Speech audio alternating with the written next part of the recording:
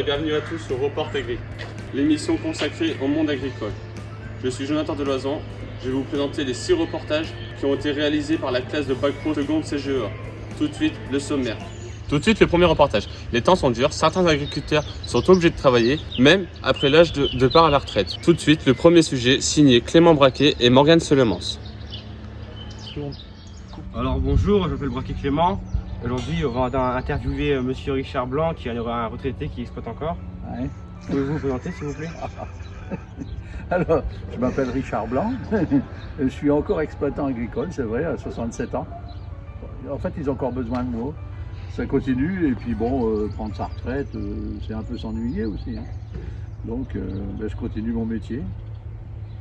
Quel est votre parcours et qu'est-ce que vous avez fait avant d'être agriculteur? Alors moi, avant d'être agriculteur, j'ai fait 7 ans de marine nationale. Et puis j'en suis sorti, et puis je suis revenu sur le plancher des vaches. Et puis après, je me suis mis à traire, tout simplement parce que mon père s'est modernisé. J'ai vu le métier sous un autre jour. Et en fait, c'est pour ça que je suis revenu dans l'agriculture. Et puis je me suis mis à traire des vaches. Et mon frère revenait aussi, il avait été à l'école agricole, donc restait aussi agriculteur. Le métier tout seul, je ne l'aurais jamais fait. Depuis quand exploitez-vous alors? Alors je suis revenu en 1980. Depuis 1980, je suis sur l'exploitation. Et depuis le temps, elle a bien évolué, hein, ça a vraiment changé. En quelle année avez-vous créé Fair France? Alors ça c'est beaucoup plus récent. Enfin, ça va bientôt avoir 10 ans. La première bouteille sortie, on va faire l'anniversaire le 18 juin de cette année et ça fera 10 ans qu'elle est sortie. Et c'était une belle aventure ça, création de Fair France. En fait, il suffit plus de produire. D'ailleurs, j'ai une phrase pour résumer tout ça. Quand on demande ce que je fais dans la vie, quand je vais voir le consommateur, parce que le but de Fair France, c'est d'aller vers le consommateur. Quand je les rencontre, je leur dis, je ne dis plus je suis agriculteur, je dis je participe à 90% de votre santé. Parce que 90% de votre santé dépend de ce que vous mangez. Et après, je rajoute, alors vous avez intérêt à ce que je gagne bien ma vie, histoire que je prolonge un peu plus la boîte. Voilà. Comment avez-vous l'idée de créer Fair France, celle d'équitable? L'idée, on l'a volée, on l'a empruntée chez nos voisins belges. C'est Fairbel, on a copié exactement Fairbel. On n'a rien inventé. Hein. On est allé voir nos voisins belges, ça faisait déjà 3 ans qu'ils avaient démarré. Et comme nous, on est en frontière, moi je voulais rentrer dans Fairbel. Et puis les gens de Fairbel, les amis en fait, ils m'ont dit non, vous n'avez qu'à créer Fair France en France. Et puis c'est comme ça que Fair France est arrivé. Enfin, c'est des laits équitables européens, le lait Fairmilch en Allemagne, Fairmilk au Luxembourg, le lait Onesto en Italie, et puis en France, c'est Fair France. On avait trouvé ce logo, on a même donné un coup de main à créer Fair Faso, le lait équitable au Burkina Faso. Et combien d'agriculteurs se mobilisent pour produire du lait pour Fair France? Au départ, on était 536. On a quand même un réel problème aujourd'hui, c'est parce que les jeunes agriculteurs, il y en a qui rentrent chez nous, hein, l'année dernière, il y en est rentré 20. Mais c'est pas suffisant, on est 500 aujourd'hui, on devrait être 10 000. Mais les jeunes agriculteurs ont du mal à faire comprendre. Le problème de l'agriculture aujourd'hui, c'est d'avoir quitté les consommateurs. Dans le temps, il y a 60 ans, les consommateurs achetaient pratiquement directement l'agriculteur. Et donc ils avaient des contacts et ils respectaient le travail de l'agriculteur. Aujourd'hui, c'est comme je disais tout à l'heure, en gros, pour la plupart des consommateurs, surtout pour ceux qui savent se faire valoir, on fait de la merde entre guillemets. Alors que jusqu'à preuve du contraire, si la moyenne d'âge, l'espérance de vie augmente en France, c'est bien parce qu'on est nourri par de grandes qualités. Comptez-vous encore exploiter longtemps? Là, je sais pas, aucune idée. L'avenir, moi je trace pas, jusqu'à maintenant tout va bien. Alors j'aide les jeunes à démarrer et puis à me remplacer. C'est quand même un peu le plus dur dans la vie, c'est de savoir se faire remplacer. C'est pas facile de laisser la place aux jeunes, mais bon, il y a longtemps qu'elle est laissée aujourd'hui parce qu'ils font à peu près ce qu'ils veulent. Hein. Vous avez encore des projets à votre âge avant de finir votre carrière? Ah ouais, j'espère, ouais. Là, mon fils est en train de réaliser, Sébastien, et puis les jeunes sont en train de réaliser mon rêve, la transformation laitière. Si on retourne la vidéo, on voit le bâtiment qui est en train de se faire. Demain, vous aurez des yaourts, peut-être même au lait bio, pourquoi pas, et puis du fromage, La mozzarella. La mozzarella fermière. On se rend compte qu'il y a beaucoup de gens qui mangent bien que c'est un fromage, pas trop de goût, mais bon, les gens aiment bien. Et pourquoi avoir fait la mozzarella? La mozzarella, c'est la rencontre de la laiterie entre guillemets Jean-Jean qui connaissait la Bodega sur l'île et qui a 7 ou 8 restaurants, pizzeria et qui fait son fromage lui-même. Et puis lui il est embêté à fabriquer à l'homme de l'île parce que le lactosérum c'est un polluant qui est quand même pas mal. Et nous, vous avez la méthanisation derrière qui peut avaler le lactosérum dans la méthode. Donc c'est un moyen aussi de rendre les choses. En fait, l'idée dans la transformation laitière, c'est de revenir comme il y a 60 ans, vraiment au pied du consommateur, mais avec les moyens modernes qu'on a aujourd'hui. En quelle année vous avez créé la méthanisation? Elle a 2 ans. Elle a eu 2 ans au mois de février. Elle a 2 ans de fonctionnement au mois de février. Alors c'est une méthanisation qui marche pas mal, pour une bonne raison, c'est qu'elle ne marche qu'avec le fumier, le lisier des vaches et le refus de l'alimentation. Et un peu de seigle, qui nous manque un peu dedans, mais ça fait de la culture. D'ailleurs, ça nous apprend à cultiver. On fait des terres maintenant, il n'y a plus de terre qui n'est pas couverte l'hiver. C'est tout un chamboulement agronomique chez nous qui fait qu'il y a déjà longtemps qu'on pratique le non-labour. Mais là, on va encore plus loin. Je pense que plus ça va aller, plus on va apprendre. J'espère que demain, on arrivera à faire nos protéines. Je ne pense pas qu'on arrivera à tout faire, mais on en fera une partie. Alors, merci beaucoup à Richard Blanc d'avoir accepté mon interview et bon visionnage à vous. Passons tout de suite au second reportage. Une valeur sûre pour tous les agriculteurs, c'est l'entraide. Lors des ensilages, en cas de coup dur, un sujet passionnant réalisé par Enzo Ensan et Matteo Preso. Bonjour, je suis venu vous voir pour faire une interview sur l'entraide agricole. Est-ce que vous pouvez expliquer le principe de l'entraide? Oui, bonjour. L'entraide, ça consiste à, soit avec des amis du même métier ou des cousins, de s'échanger un peu dans le travail, d'aider à la benne, à tracteur benne chez les voisins et de même sans faire de compte. Quels sont les inconvénients et les avantages de l'entraide? Les inconvénients, faut que tout le monde soit disponible, on va dire, donc il faut voir ça un peu à l'avance. Et les avantages, ça permet de voir un peu comment font les voisins, les cousins, et puis d'adapter au traitement. Depuis quand avez-vous commencé l'entraide? L'entraide, on en a tout le temps fait de notre carrière et nos parents en faisaient déjà, c'est eux qui nous ont montré ça. Et oui, moi dans mon cas, il y a plus de 40 ans que j'ai fait de l'entraide. Avec combien de personnes vous entraidez? Combien de personnes entraidées? Il y a 2 cousins, ça a commencé comme ça d'ailleurs. Et puis après, des voisins qui ont été à l'école aussi avec certains de notre exploitation. Un voisin, 2 voisins, et puis après de fil en aiguille, on voit que chaque année ça s'étoffe un peu, les machines sont de plus en plus puissantes, il faut du matériel qui suit derrière. Êtes-vous en entraide que familiale ou avec les voisins aussi? Comme je viens de le dire précédemment, oui, avec les cousins pour démarrer et maintenant les voisins. Vous avez quoi comme matériel qui sont le plus sollicités durant les périodes d'entraide? C'est surtout des tracteurs bennes pour les chantiers d'ensilage d'herbe, de maïs. En gros c'est ça. Ça arrive quelquefois dans les champs pour pulvériser des chicorées qu'il faut incorporer des produits. Donc il faut quelqu'un qui suit le pulvérisateur pour soigner, mais c'est très rare pour les travaux de champ de préparation. Faites-vous appel à une CUMA pour certains matériels?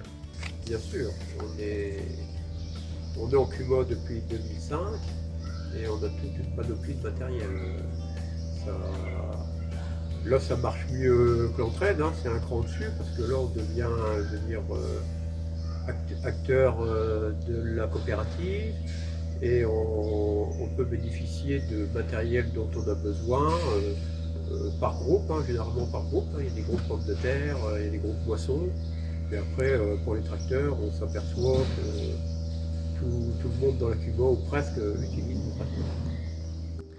Faut-il un contrat pour participer à l'entraide? À l'entraide, non, on ne fait pas de contrat, c'est verbal. Allez, chaque fin d'année, on se pose la question si tout va bien ou s'il y a des régularisations à faire, mais généralement, c'est de l'entraide et ça se passe comme ça, sans compte. Quels sont les plus gros chantiers d'activité en entraide? Je l'ai dit déjà dans les questions précédentes, principalement les ensilages d'herbe et de maïs dans le corps. Ça peut arriver pour les betteraves, mais c'est rare. À quelle période de l'année faites-vous le plus d'entraide? Surtout l'arrière-saison pour les maïs, et puis au printemps pour les ensilages d'herbe. Quelle est l'ambiance pendant l'entraide? L'ambiance, c'est toujours bien, puisque ça nous permet de se parler et savoir où on en est dans nos projets de ferme. Et puis on finit toujours bien les journées en prenant un repas ensemble et discuter tous ensemble. Merci bien pour cette interview.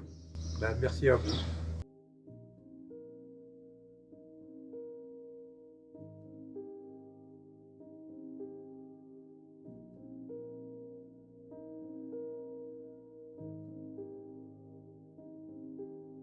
Passons au reportage suivant. Un reportage sur le sujet assez sensible qui concerne de plus en plus de personnes, c'est le handicap. Malgré ce handicap, parfois lourd, il faut continuer à travailler et à trouver des solutions. Un reportage signé Evan Beaujean et Maxence Goulard. Bonjour, Pouvez-vous vous présenter? je m'appelle Laurence Fossé, je suis agricultrice. Pourquoi utilisez-vous un exosquelette? Un peu pour l'usure des épaules et puis on va dire, après l'âge j'arrive, il faut obligatoirement se préserver un peu, on va dire. Depuis combien de temps vous utilisez un exosquelette? Là ça fait 2 mois pour l'instant. Il y a un temps de France quand même. Et vous sentez Ça les va aides? beaucoup, ouais. Il y a des jours pour brancher et puis après le suivi pour les nuits, on va dire. Plus de douleur. Avez-vous des autres solutions pour des autres aménagements On a le taxi pour l'ego en fait. Ce qui est pas mal parce qu'on a pu le bidon apporter pour emmener au jeu. Est-ce qu'il y a des personnes qui vous soutiennent dans l'exploitation? Au départ, tout le monde en voulait des exosquelettes. Mais en fait, il n'y a plus que moi parce que il y a des contraintes. Moi, je fais que traire. Après, quand je fais autre chose que traire, je suis obligée d'enlever quand même. Mais sinon, tout le monde dit que c'est bien de l'avoir. Ça aide énormément. Ouais. Quel est votre parcours? Du départ, je suis pas agricultrice. Mais bon, je suis venue à l'agricole avec mon mari et ça fait déjà quand même 18 ans que je suis avec lui, que je fais la traite. Merci bien pour ce temps. Bonne traite et bonne fin de journée. Reportage suivant. Nous allons vous parler des femmes dans l'agriculture. De plus en plus de femmes rejoignent les forces agricoles. Nous allons vous montrer le parcours de l'une d'entre elles grâce au reportage de Manon Morlin et Céleste Anneau. Bonjour, je m'appelle Manon Morlin. Aujourd'hui, on va parler d'une femme agricultrice qui était seule pendant un certain temps. Vous vous présentez en quelques mots. Oui, alors moi je m'appelle Christelle Comtesse. En quelques mots, ça va être un petit peu dur parce que ça fait quand même 20 ans que je suis installée. Je me suis installée donc le 1er janvier 2023 en tant qu'agricultrice sur une exploitation. Donc à la base j'avais 17 vaches, 17 hectares. J'arrive à 50 vaches et 55 hectares. Je suis installée en agriculture donc à la base conventionnelle et après donc en agriculture biologique intégrale depuis janvier 2009. Alors sur l'exploitation, j'ai été seule jusqu'à 2021. À partir du 1er janvier 2022, donc mon mari m'a rejoint sur l'exploitation. Quelles sont les qualités nécessaires à l'exploitation? Une grande passion, savoir être autonome, être patient, être très polyvalent et aimer les vaches. Quel a été votre parcours? Alors mon parcours il est un peu atypique parce que moi je suis fille d'exploitant.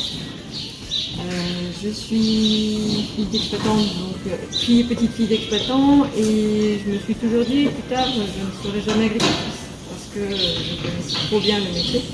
Donc moi j'ai fait des études de paysagiste parce que j'aime bien quand même être dehors, avoir un métier, avoir un contact avec la terre.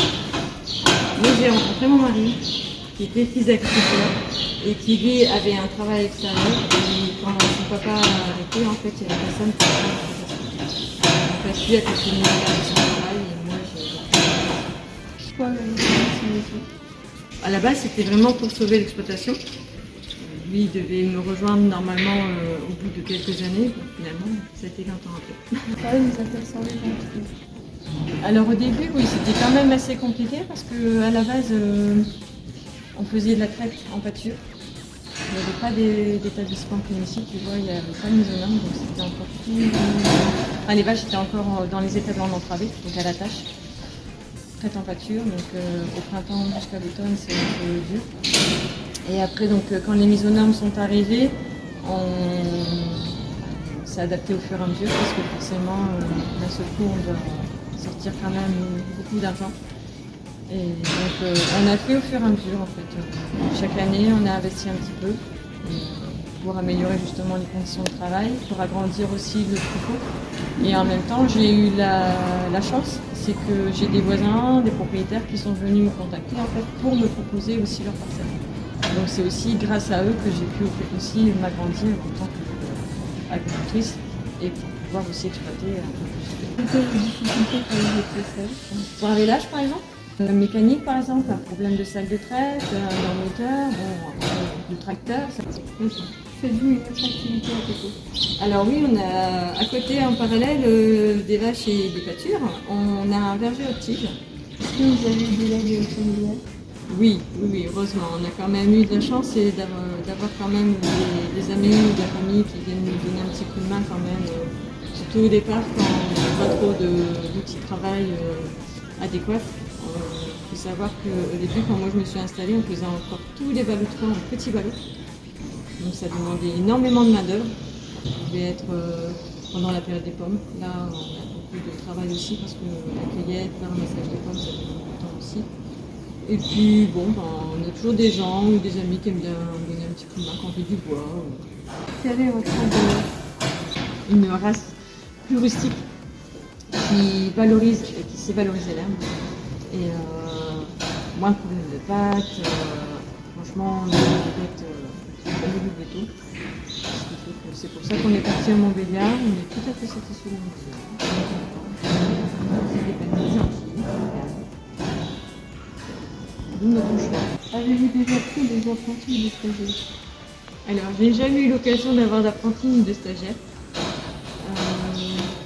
Peut-être parce que je suis une fille, ou alors peut-être parce que je suis une petite exploitation, ou alors les gens regardent peut-être avoir plus de tracteurs à conduire. Est-ce que niveau finance, c'est correct? Alors, je ne vais pas te cacher, au niveau finance, il y a eu des hauts et des bas, mais je m'en suis toujours sortie. Peut-être aussi grâce au fait que je ne me suis jamais versée de salaire. Ça, c'était une concession que nous, on s'était fait dès le départ, du fait que mon mari travaillait à l'extérieur, il gagnait son salaire. On est parti de rien, donc sur l'exploitation. C'est une grande concession qu'on a fait en disant on réinvestit, on améliore nos conditions de travail. C'était le risque à prendre. L'avantage, c'est que tu vois, pour l'instant, on ne sait jamais pour l'avenir comment on sera fait. Mais on s'en est toujours plus ou moins sorti. La preuve, puisqu'on arrive toujours à investir un petit peu dans notre petit travail. Là, on est vraiment en vitesse de croisière maintenant. Est-ce que c'est aussi grâce à nos concessions? Mais c'est quand même assez dur financièrement de se dire qu'on travaille et finalement on ne prend pas plus plaisir en fait à se verser un salaire. Mais après, quand on voit ce qu'on a fait, c'est là qu'on se dit on a quand même bien profité aussi on a réussi quand même à faire quelque chose de bien aussi. Merci beaucoup d'avoir répondu à mes questions. De rien. Et bon courage. Merci. Reportage suivant. Très tendance chez les agriculteurs, c'est l'agriculture biologique. De plus en plus d'agriculteurs se convertissent en bio pour des pratiques plus sereine pour l'environnement. Reportage signé Lohan Givry et Lorenzo Robert. Pouvez-vous vous présenter l'exploitation et vous? Donc François Bonamy, 40 ans, 2 enfants, de 11 pour Corentin, 11 ans, et de 8 ans pour Manon. Je suis revenu à la ferme familiale après une maîtrise de chimie, donc un bac plus 4, puis un BPREA en apprentissage installé, et je me suis installé en 2008. Donc pour l'exploitation, il y a 60 hectares tout en herbe, 50 vaches montbéliardes ou croisées Primolstein-Montbéliarde. Nous avons ouvert en 2014 4 chambres d'hôtes avec mon épouse Sandrine. Comment expliquez-vous le bio à quelqu'un qui n'a pas de connaissances sur le sujet? Alors, produire en bio, c'est produire avec la nature et non contre nature, sans utilisation de produits phytosanitaires pour la production de l'alimentation des animaux. Le coût du bio en ce moment? Alors, l'agriculture bio a été longtemps bien valorisée, avec parfois des périodes plus difficiles. Mais le contexte actuel, effectivement, n'est pas favorable à ce niveau. Il faut rester confiant pour la suite. Pourquoi avoir choisi le bio? Alors la ferme est passée en bio en 2000, suite à 2 années de conversion à partir de 98, par souci de trouver une filière qui valorise les herbagers. Quel est l'avantage et les inconvénients du bio? Alors les avantages, donc c'est travailler avec la nature, dans la nature. Les inconvénients, c'est comme tout travail dans l'élevage, c'est tous les jours. Mais si on aime ce qu'on fait, c'est tous les jours les vacances. Avez-vous des labels bio? Alors il y a le label bio, en plus du label il y a le label AOC Maroilles, mais pour lequel je ne livre pas encore de lait, mais peut-être par la suite. Pour les chambres d'hôtes, il y a le label Accueil Paysan, Valeur Parc et Accueil Vélo.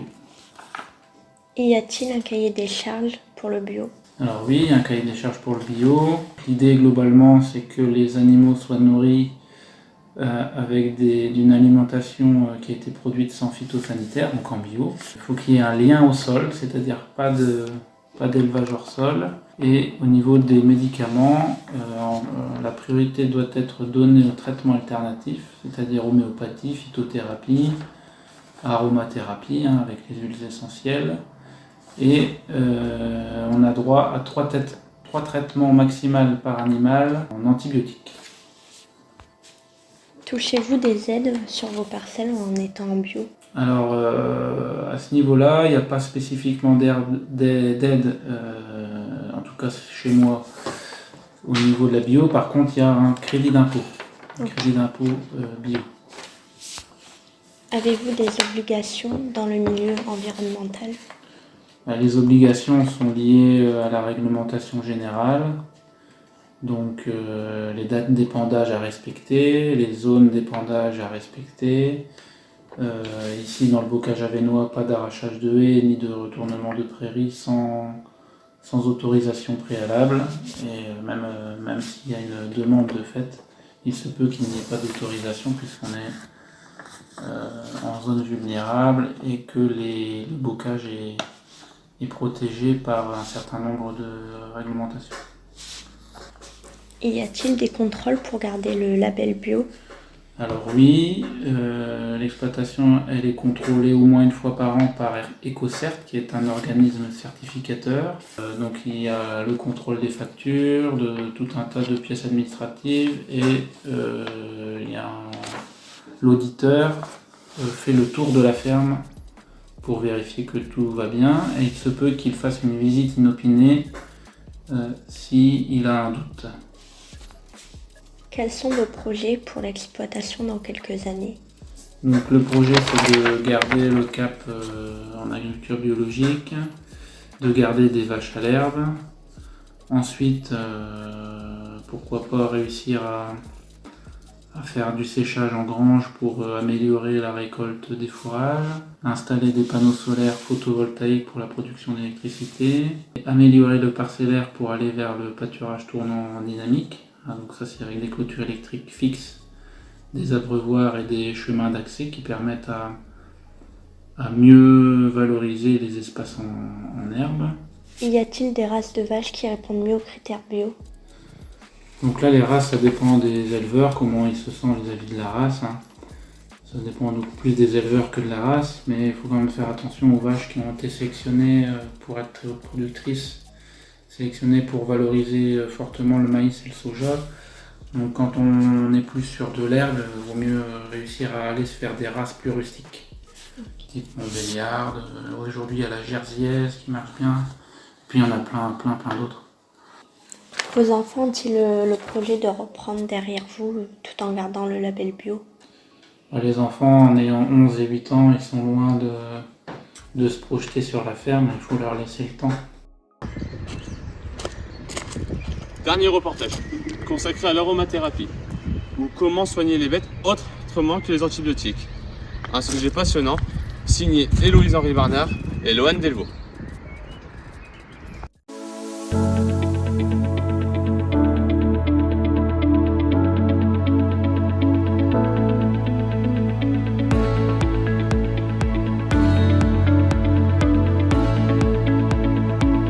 Pourquoi avez-vous choisi cette méthode de soin?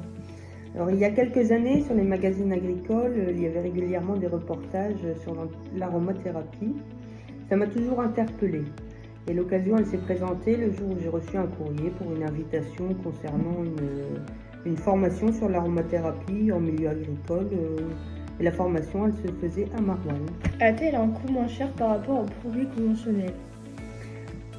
Alors oui, sur le long terme, effectivement, les charges ont diminué, mais il ne faut pas croire que ça diminue du jour au lendemain. Il faut cependant quelques années d'utilisation pour voir un changement au niveau des frais vétérinaires, que ce soit l'achat d'antibiotiques ou bien la venue du vétérinaire pour tel ou tel symptôme sur les animaux. Avez-vous de meilleurs résultats qu'avec les produits conventionnels? Alors oui, les résultats ils sont visibles au sein de mon exploitation, effectivement. C'est pareil, il faut travailler plus en amont quant à l'utilisation des huiles essentielles.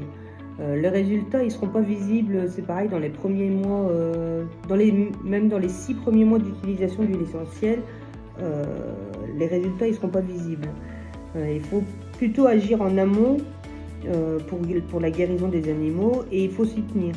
Il ne faut pas croire que c'est en un jour ou alors où on utilisera des huiles essentielles que l'animal va guérir. Il va falloir y travailler le matin et le soir, et ce pendant 3 jours au minimum. Alors il faudra surtout agir en amont, et donc il faut s'y tenir à l'utilisation des huiles essentielles. Il y a certaines huiles sur certains symptômes qui fonctionnent très bien, notamment au niveau respiratoire des veaux. Le fait que mon bâtiment soit assez fermé, quand j'utilise des huiles essentielles pour les problèmes respiratoires sur un veau, je sais que les veaux d'à côté vont en profiter parce que les molécules des huiles essentielles sont très volatiles. A-t-il des effets secondaires sur certaines bêtes? Alors à ma connaissance, des effets secondaires, je n'en connais pas. Cependant, quant à leur utilisation, il faut rester assez vigilant. Il y a certaines huiles qui sont très corrosives et qui brûlent énormément. Donc il faudra les diluer avec de l'huile, le mieux c'est de l'huile de pépins de raisin. Ensuite, sur certains symptômes, il y aura des huiles qu'il ne faudra absolument pas utiliser parce que ça va faire l'effet contraire. Mais les effets secondaires en soi, j'en ai aucune connaissance. Je dirais que non, il peut y en avoir. Non. Depuis combien d'années exercez-vous cette méthode? Alors ça fait maintenant 6-7 ans que j'utilise les huiles essentielles. Durant la première année de formation, je ne l'ai pas utilisée parce que j'étais toujours assez sceptique. Je me suis lancée petit à petit. Et ça fait 6-7 ans maintenant que je l'utilise. Et puis, à vrai dire, je ne reviendrai pas en arrière. Malgré tout, il reste toujours des antibiotiques dans la boîte à pharmacie. Il ne faut pas se dire que voilà, parce qu'on utilise des huiles essentielles, les antibiotiques, on peut les mettre de côté. Pas du tout, il faut rester vigilant. Mais on ne peut pas dire adieu comme ça aux antibiotiques. Les avantages et les inconvénients. Alors, pour moi, il y a plus d'avantages que d'inconvénients, effectivement, avec cette utilisation-là. Les avantages pour moi, ils sont multiples. Je dirais déjà que voilà, il n'y a pas de stress animal. Pour l'utilisation d'antibiotiques, en général, de toute façon, ça se fait par injection. Que là, l'utilisation d'huile essentielle, ce sera en aucun cas par injection. C'est sur des points d'acupuncture suivant les symptômes de l'animal. Donc, je dirais qu'il y a beaucoup moins de stress pour les animaux. Si les animaux sont regroupés, notamment que ce soit pour les diarrhées ou pour les problèmes respiratoires, de nombreux veaux peuvent bénéficier des huiles essentielles, en soignant qu'un, ceux d'à côté, ils en profitent également. Et puis, oui, l'utilisation, c'est très simple, c'est juste quelques gouttes qu'on applique, et puis c'est tout. L'inconvénient majeur, je dirais que c'est le fait que l'utilisation de cette méthode, de l'aromathérapie, elle n'est toujours pas reconnue par la DDTM. Pour soigner toutes les maladies et blessures. Dire que l'on peut tout soigner, aussi bien les maladies et les blessures avec des huiles essentielles, je dirais non. C'est comme les antibiotiques, je ne pense pas qu'on puisse tout guérir avec ça. Maintenant, on peut tout améliorer suivant les symptômes, on pourrait tout améliorer. Quant à dire qu'on pourrait tout guérir, c'est autre chose. Avez-vous déjà eu des ennuis en utilisant ces produits? Alors des ennuis, oui j'en ai eu, mais ça a été plutôt des ennuis avec la visite d'agents de la DDTM. Sinon des ennuis point de vue santé, que ce soit pour moi-même ou pour les animaux, non, je n'ai jamais eu d'ennui à ce niveau-là. Le seul ennui que j'ai eu effectivement, c'est il y a quelques années où j'ai eu 2 agents de la DDTM de Lille qui sont venus inopinément dans la ferme pour procéder à un contrôle médicamenteux. Et là, dans la boîte à pharmacie, ils ont vu qu'effectivement j'avais des flacons d'huile essentielle. Et le fait que cette méthode ne soit pas reconnue, les flacons d'huile essentielle, ça a très mal passé. Pour eux, ce sont des produits interdits. Après, je n'ai pas eu de blâme, ni d'amende, ni rien du tout, mais me suis bien fait remonter les bretelles quant à l'utilisation de cette méthode. Connaissez-vous des agriculteurs voisins qui utilisent cette thérapie et est-ce qu'elle fonctionne aussi chez eux? Alors oui, il y a de nombreux agriculteurs dans la région qui utilisent cette méthode. Notamment, c'est plus des agriculteurs biologiques. Moi, je suis en conventionnel, mais malgré tout, j'utilise les huiles essentielles et j'en suis très contente. Et comme je disais tout à l'heure, je ne reviendrai pas en arrière. Après, j'ai été très surprise quand j'ai fait les formations de voir le nombre d'agriculteurs qui s'y intéressaient, que ce soit en conventionnel ou en bio. Il y avait de nombreux agriculteurs, oui, c'était plus de la curiosité et puis j'espère qu'à l'avenir, effectivement, il y en aura de plus en plus. Est-ce que c'est un traitement durable ou alors au bout d'un moment le corps de l'animal s'habitue et vous devrez revenir vers un traitement conventionnel pour que l'infection ou autre disparaisse? Alors on entend plus souvent parler qu'effectivement on peut s'habituer aux molécules de certains antibiotiques suite à leur utilisation massive, que le corps pouvait s'y habituer et donc le traitement pouvait durer soit plus longtemps, soit il fallait changer absolument d'antibiotiques pour changer de molécule. Maintenant, est-ce que c'est la même chose pour les huiles essentielles? Je pense qu'on n'a pas assez de recul pour savoir si oui ou non le corps pouvait s'y habituer. Je suis incapable de répondre à cette question-là, malgré les 10 années, presque les 10 années de leur utilisation. Pour l'instant, je ne vois aucune résistance.